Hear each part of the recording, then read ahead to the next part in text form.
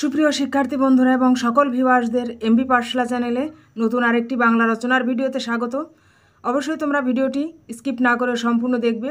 আজ তোমরা দেখবে যে বিষয়টি তোমরা দেখতেই পাচ্ছ, বিষয়টি খুবই গুরুত্বপূর্ণ, তোমাদের এক্সামে এসে থাকে, সে কারণে তোমরা অবশ্যই স্কিপ না করে সম্পূর্ণ দেখো। ছট পূজা সম্পর্কে আজ আমরা একটি সংক্ষিপ্ত রচনা দেখব।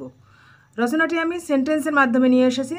যদি তোমাদের এক্সামে সেন্টেন্স আকারে আসে যে ছট পূজা সম্পর্কে 10-12টি বাক্যে বা 5-6টি বাক্যে রচনা লেখো, এভাবে লিখবে।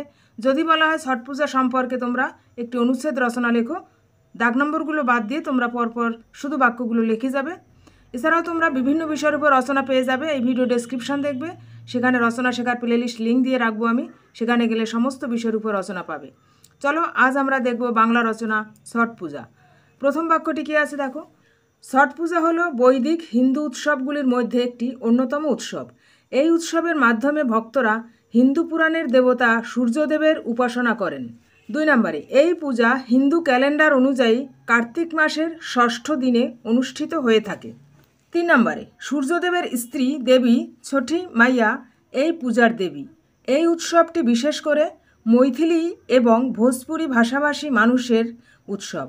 অনেক অহিন্দু সম্প্রদায়ের লোকও ছট পূজা উদযাপন করে। 4 নম্বরে, ছট পূজার উৎসব হিন্দু উৎসবগুলির মধ্যে সবচেয়ে কঠিন একটি উপবাস।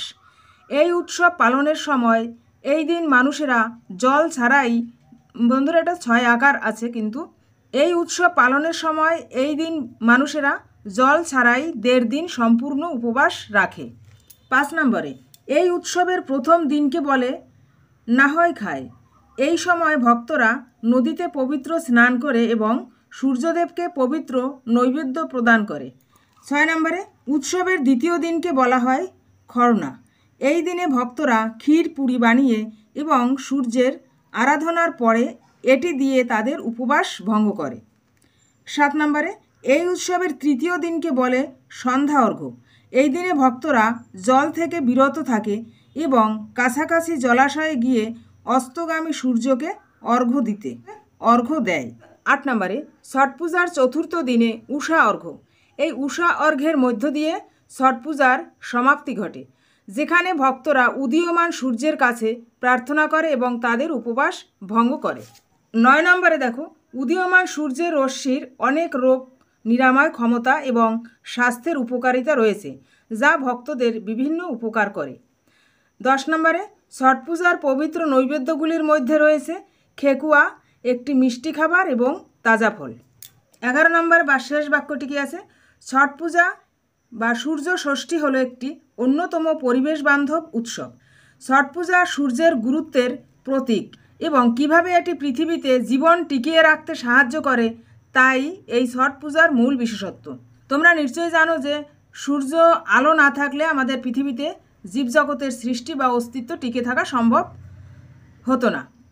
যেখানে মরুপ্রদেশ আছে, বরফ দেখবে সেখানে কিন্তু কোনো প্রাণী বাস করতে পারে না। সূর্যই হলো পৃথিবীতে জীবজগৎ সৃষ্টি এবং তা ধরে রাখার মূল উৎস। সেই জন্যই সূর্যদেবকে এই দিনে পুজো করা হয়। তাহলে তোমরা বুঝলে ছট পূজার বিশেষত্ব এবং ছট পূজা আসলে কি। বন্ধুরা, ছট পূজা সম্পর্কিত সংক্ষিপ্ত বাংলা রচনাটি শেষ হলো এখানেই। ভিডিওটি তোমাদের কাছে ভালো লাগলে তোমরা লাইক করো, কমেন্ট করো এবং শেয়ার করো। এবং যারা তোমরা প্রথম দেখছো ভিডিওটির মাধ্যমে চ্যানেলটি, তাদেরকে রিকোয়েস্ট তোমরা চ্যানেলটি সাবস্ক্রাইব করো এবং এমবি পাঠশালার একজন মূল্যবান সদস্য হও। যারা সাবস্ক্রাইব করেছো তাদেরকে অসংখ্য ধন্যবাদ। এছাড়া তোমরা এই ভিডিও ডেসক্রিপশানে পাবে বেসিক বাংলা শেখার playlist link, spoken English, Bangla ব্যাকরণ এবং ইংরেজি গ্রামার এবং সহজপাঠের উপরেও কিছু ভিডিওর প্লেলিস্ট লিঙ্ক। সেখানে গিয়ে তোমরা ওই ভিডিওগুলো দেখে নিও। আজ এখানেই শেষ করব। তোমরা প্রত্যেকে ভালো থেকো, সুস্থ থাকো। ফিরে আসবো আগামী দিন নতুন আরেকটি ভিডিওর মাধ্যমে। সে পর্যন্ত তোমরা এমবি পাঠশালার সঙ্গে থেকো, এমবি পাঠশালাকে সঙ্গে রেখো। সম্পূর্ণ ভিডিওটি দেখার জন্য ধন্যবাদ।